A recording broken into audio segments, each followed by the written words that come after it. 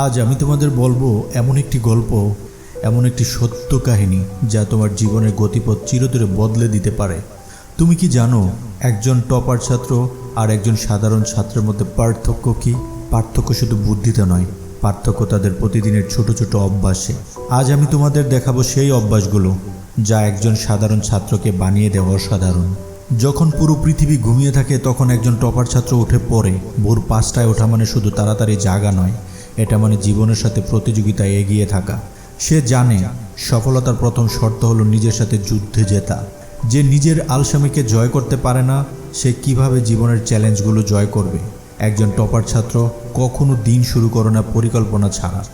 সে জানে যার কোনো গন্তব্য নেই সে কোনো পথই খুঁজে পায় না। প্রতি রাতে সে লিখে রাখে পরের দিনের পরিকল্পনা, কোন বিষয় কতটুকু পড়বে, কখন বিশ্রাম নেবে, কখন খেলাধুলা করবে, সব কিছু একটা নির্দিষ্ট সময়সূচি। টপার ছাত্ররা জানে একবার পড়া মানে একবার ভুলে যাওয়া। তারা একই বিষয় 3বার পড়ে, প্রথমবার বোঝার জন্য, দ্বিতীয়বার মনে রাখার জন্য, তৃতীয়বার নিখুঁত করার জন্য।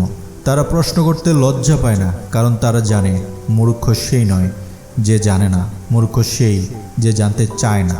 টপার ছাত্ররা ব্যর্থতাকে শত্রু মনে করে না, বরং শিক্ষক মনে করে। প্রতিটি ভুল উত্তরের মধ্যে তারা খুঁজে নেয় শেখার নতুন সুযোগ। তারা বলে, আমি ব্যর্থ হইনি, আমি শুধু 10,000টি উপায় খুঁজে পেয়েছি যা কাজ করে না। একজন টপার জানে সুস্থ শরীর সুস্থ মন বসবাস করে। সে নিয়মিত ব্যায়াম করে, সময় মতো খায়, পর্যাপ্ত পানি পান করে, কারণ সে বুঝে গেছে স্বাস্থ্যই সম্পদ, বাকি সব কিছুই গৌণ। টপার ছাত্ররা জানে সময়ের মূল্য, তারা একটি মিনিটও নষ্ট করে না। অপেক্ষার সময়ও তারা ছোট ছোট বিষয় রিভিশন দেয়। তারা মনে রাখে সময় একবার চলে গেলে আর ফিরে আসে না, কিন্তু সুযোগ আবার আসতে পারে। সবচেয়ে বড় কথা, একজন টপার ছাত্র জানে সাফল্য রাতারাতি আসে না, এটা একটা ধীর প্রক্রিয়া। যেমন একটি গাছ বড় হয়, সে কখনো হাল ছাড়ে না, কারণ সে জানে হীরা হতে হলে চাপ সহ্য করতে হয়। বন্ধুরা, মনে রেখো, টপার হওয়ার কোনো জন্মগত প্রতিভা নয়, এটা একটা পছন্দ, একটা সিদ্ধান্ত, একটা প্রতিদিনের সংগ্রাম। আজ থেকেই শুরু করো। ভোর 5টায় উঠে দেখো, পরিকল্পনা করে পড়াশোনা করো, ব্যর্থতাকে স্বাগত জানাও।